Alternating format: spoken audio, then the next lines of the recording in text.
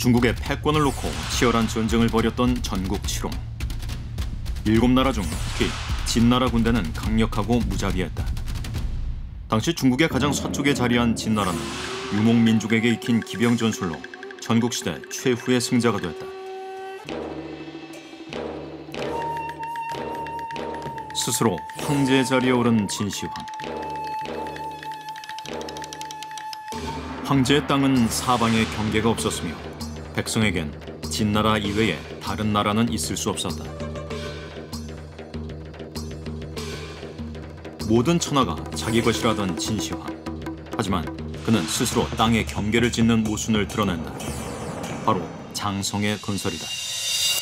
중국 사람들은 진시황이 좀 고맙고 위대한 사람이라고 생각을 하는 거죠. 왜냐면 중국을 상징했었을 때, 외부에서 부를 때 차이나 했었을 때 차이나의 진짜도 CHIN 거기서부터 시작했기 때문에 중국을 상징하는 용어로도 그때부터 시작을 한 거라고 생각합니다. 한마디로 그 중국이라고 부를 수 있는 중국을 최초로 만든 기틀을 잡은 황제네요. 네, 맞아요. 이게 보통 이제 진시황이 만든 제국이라고 했을 때 한마디로 표현을 한다 그러면 뭘 갖고 설명을 하냐면 통일성이라고 하는 걸 갖고 설명을 해요. 그러니까 아시는 것처럼 문자통이라고, 도량령통이라고, 뭐 화폐통이라고 다 그렇죠. 그러니까 전 국토를 하나의 기준으로 균질하게 이제 다스리는 통일성이야말로 그 진시황의 제국을 설명하는 가장 중요한 키워드라고 할 수 있거든요. 근데 문제는 저 북방에 이 통일성을 저해하는 존재들이 있다는 거죠. 바로 북방 유목민족. 그래서 이 흉노들을 내쫓고 거기다 이제 방어선을 쳐라. 이렇게 한 것이 장성의 첫 발자국이라고 얘기를 할 수가 있을 것 같아요. 근데 황제 땅에 그 사방엔 경계가 없다고 분명히 얘기해놓고서 방어선을 긋는다는 거는 자기 모순이잖아요. 맞아요. 네. 우리가 알고 있는 농경 민족 같은 경우에는 땅이 거기 있으면 거기 반드시 있거든요. 가서 잡으면 돼요.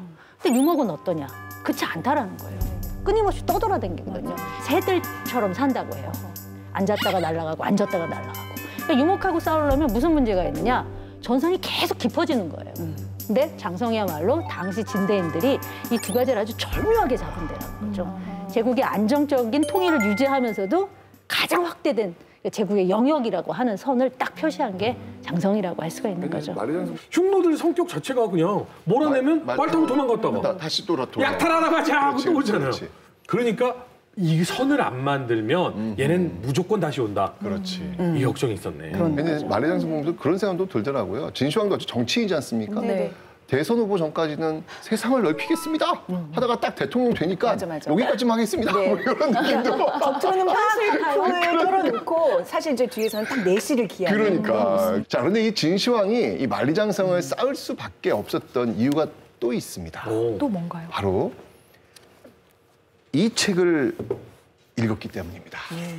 혹시 한자로 읽으실 수 있어요? 검은 것은 글자요, 흰 것은 바다. 거기야. 녹도서? 예, 녹도서라는 건데요. 뭐예요 이게? 여기 이제 지난 시대의 그 점친 거 이런 내용들을 지금 적어놓은. 그러니까 우리로 치면 약간 예전에 정감록 같은 그렇죠, 거. 그렇죠. 정감록 같은 건데 여기에 굉장히 중요한 내용이 있거든요. 자, 그 내용이 뭔지 궁금하시죠? 판도라의 상자가 열린 거예요. 자, 우리 셰프님 한번 읽어주시죠. 읽어주시죠. 네. 왕친즈 후예. 예. 즉 진나라를 망하게 하는 자들은 호나라 사람이다. 호자를 넣을 때는 보통 오랑캐라는 표현을 많이 합니다. 맞아요. 우리가 왜 호떡. 호떡이 오랑캐 떡이에요? 호주머니, 주머니인데 이게 북쪽에서 넘어오는 호주머니. 맞아요. 그다음에 호로 자식. 이런 게 다 호자가 오랑캐 호자라고 들었어요. 호랑이는 그러면 무라기의 오랑캐 버전이에요? 그건 아닐 것 같아요. 네, 그건 아닐 것 같고. 이 연설을 이 진시황은요. 자신이 그 믿었던 몽염이라는 장군에게 30만 딱 붙여가지고 오르도스 일대 이게 황항목 이게 툭 위로 올라온 데가 있어요. 예, 그 일대를 점령을 하고 만리장성을 쌓도록 이제 명령을 내린 것이죠. 네.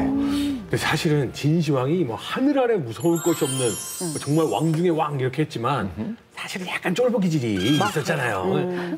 죽을까 봐 무서워. 그때 당시에 뭐 간호사 누나 있었으면 주사 빠면 무서워 그랬을 것 같은 느낌이 좀 있잖아요.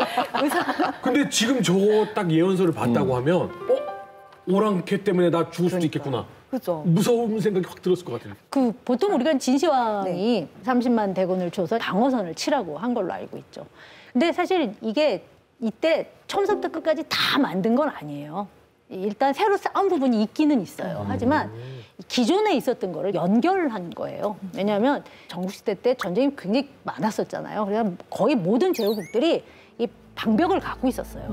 근데 그 중에서 연나라, 조나라, 진나라 같은 경우에는 북방에 이제 흉노랑 경계선을 맞대고 있었던 거죠. 그러니까 그들의 선들을 일단 이용을 한 거예요. 쭉 이어진 벽으로서의 장성을 쌓은 건 아니라는 거죠. 그럼요. 봉수대를 만든 거예요.